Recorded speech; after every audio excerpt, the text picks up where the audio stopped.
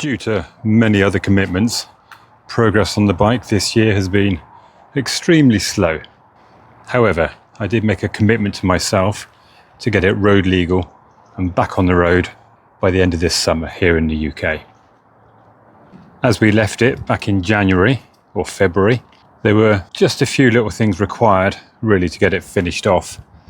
The first of which was the exhaust flanges, as I was umming and ahhing about what to do with them. But in the end, I made the right decision and had them ceramic coated.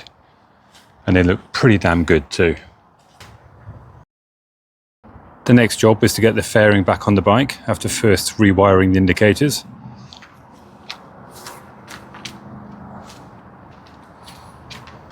The paintwork is in need of desperate attention, but that's not a requirement for the bike being back on the road.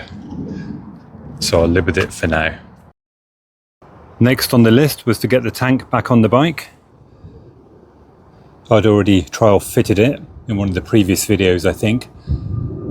So I just needed to reattach the fuel taps and plumb it in. For now, I have connected each fuel tap to one carb without the crossover pipe. And because I was a little bit uncertain as to what level of mess may be inside the tank, I've also fitted a filter on each line. Just see the back of one there. The internals of the tank are actually quite clean and no crud has come through. I did spend a lot of time a few years back getting it really clean and then giving it a nice coating of oil to stop it rusting again. And the fuel taps I serviced previously, stripped down, cleaned up, put them back on. So that's all looking good.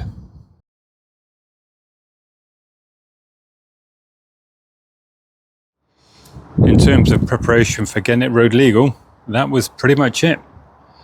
All I needed to do was go and get an MOT on it. So I booked that in for the last Friday in August. It failed on the first pass. One of the fuses had blown, so the tail light and the pilot light and the instrument lights weren't working. I'm putting that down to the age of the fuse more than anything else. And it also failed on the rear brake, or the linked brake, as the somewhat ham-fisted MOT tester broke that link, or in fact broke the link I'd made to go in there. That's the original part back in place. So getting the MOT sorted was a simple job of replacing that link and replacing the fuse. Other than that, all good. No advisories, which is what we like to get here in the UK.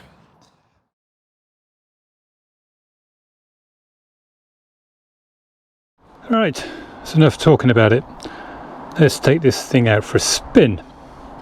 This morning I've had to swap out the condensers. I was getting erratic firing on the right cylinder, and to look at the points showed us some quite severe sparking on the right side. So I've got new condensers, although the original points are still in place. The carburation is going to need some work because I'm running bow mouths. I think at the moment I've got 55 intermediate jets and 145 main jets, which are above standard anyway, so we see how we get on. It usually starts on the button, although the engine is not cold at the moment. Not warm, but it's not cold. It was last run probably an hour or two ago.